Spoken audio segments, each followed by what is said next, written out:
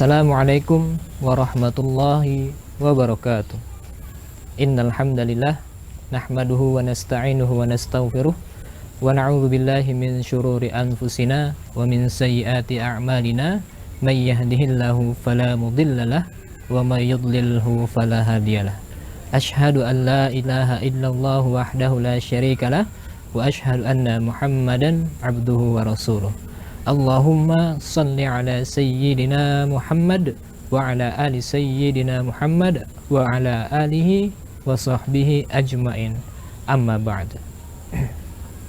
Para pemirsa, penikmat kurma yang insya Allah dimuliakan oleh Allah Subhanahu wa ta'ala, segala puji syukur kita panjatkan kepada Allah Subhanahu wa ta'ala atas segala nikmat yang telah diberikan kepada kita, mulai dari nikmat iman, nikmat Islam, nikmat sehat, termasuk salah satu nikmat itu adalah nikmat dipertemukannya kembali kita kepada bulan Ramadan. Mudah-mudahan di bulan Ramadan pada kali ini kita diberikan kesempatan untuk terus memperbaiki diri dan bisa membuat Ramadan kali ini menjadi Ramadan yang lebih baik dari sebelumnya. Pemirsa penikmat kurma yang berbahagia, Islam adalah agama yang sempurna. Islam membahas semua bidang kehidupan. Islam telah membahas semuanya secara detail dan komprehensif. Islam membahas tentang akidah, Islam membahas tentang ibadah, bahkan Islam juga membahas terkait dengan muamalah. Termasuk juga di dalamnya, dalam perkara muamalah itu adalah pembahasan dalam dunia bisnis. Dalam dunia bisnis, banyak orang pelaku bisnisnya ingin mencari cara cepat untuk mendapatkan keuntungan yang besar dalam waktu yang cepat. Dan tidak sedikit dari mereka yang akhirnya terjebak dalam sistem yang ribawi. Karena keinginan mereka yang ingin mengembangkan usaha mereka, lalu kemudian tidak sedikit dari mereka yang terjebak dalam sistem riba. Riba sendiri secara bahasa berarti menambah atau tambahan, atau bisa juga secara bahasa dikatakan bertumbuh. Dan secara istilah atau dalam makna yang syar'i, riba menurut Imam An-Nawawi dalam syarah Sahih Muslim, beliau mengatakan riba adalah tambahan atas tambahan yang diambil dalam transaksi utang piutang atau dalam transaksi pertukaran barang dengan jumlah dan syarat tertentu yang tidak dibenarkan oleh syariat Islam. Para pemirsa penikmat kurma, sekarang riba sudah merajalela. Riba sudah ada di banyak kehidupan masyarakat. Ada banyak riba yang kita temui, mulai dari pinjaman bunga bank, pinjaman bunga kredit, bahkan juga kartu kredit konvensional, berbagai macam cicilan yang juga banyak mengandung unsur riba. Bahkan juga termasuk yang sedang ramai sekarang, riba ada dalam pinjol atau pinjaman online, atau juga riba-riba dalam bentuk transaksi yang lain. Sudah banyak kita temukan di tengah-tengah masyarakat. Padahal kita tahu riba sudah sangat jelas diharamkan oleh Allah Subhanahu wa ta'ala. Allah berfirman dalam Quran surah Al-Baqarah ayat 275 yang artinya Allah telah menghalalkan jual beli dan mengharamkan riba. Dengan sangat tegas dan jelas Allah telah menyampaikan di dalam Al-Quran tentang haramnya riba. Dan sedikit yang mengetahui karena terjebak dalam perkara riba, justru malah menghancurkan bisnis mereka sendiri. Selain berdampak buruk, selain mendapatkan pandangan buruk dalam syariah Islam atau dalam pandangan ajaran Islam, riba ternyata juga memiliki dampak buruk terhadap ekonomi secara umum. Misalnya, riba itu bisa meningkatkan kesenjangan ekonomi. Jadi riba itu bisa meningkatkan kesenjangan ekonomi di tengah-tengah masyarakat. Misalnya, nanti ketika sistem ribawi ini terus berlangsung, yang kaya, yang memiliki modal akan semakin kaya, sedangkan yang miskin akan semakin miskin karena akan terus terjerat dalam lilitan utang. Jadi dengan riba itu ternyata juga bisa menyebabkan ketimpangan sosial.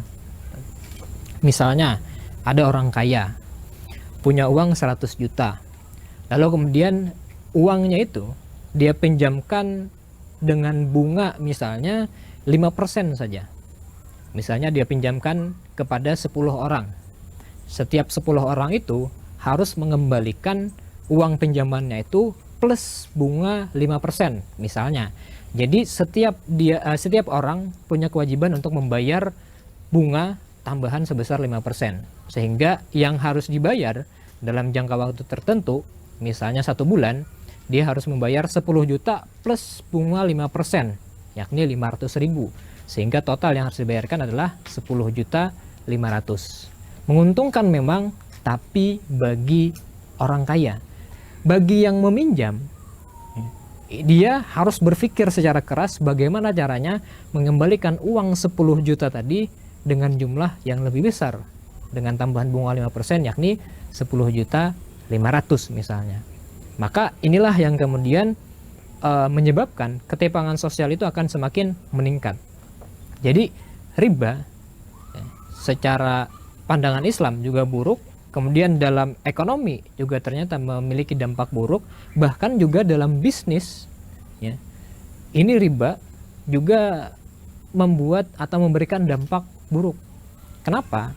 Misalnya salah satunya dampak buruk riba dalam bisnis, misalnya riba itu bisa membuat laba semakin menipis ya, membuat profit, membuat keuntungan itu semakin sedikit.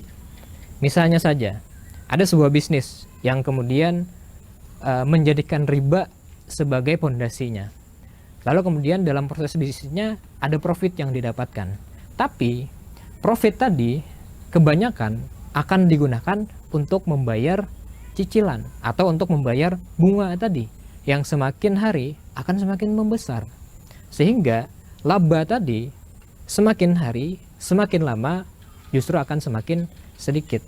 Karena laba yang semakin sedikit, pengembangan bisnis pun akan semakin berkurang. Karena bisnis semakin berkurang pengembangannya, maka lama-kelamaan bisnis tersebut akan hancur dengan sendirinya.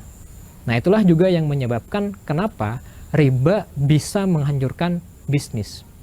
Ya, karena dia membuat laba atau profit tadi menjadi semakin tergerus, semakin sedikit, sehingga akibatnya pengembangan bisnis juga semakin berkurang, yang nanti pada akhirnya karena ketidakmampuan dalam pengembangan bisnis dengan sendirinya akan hancur.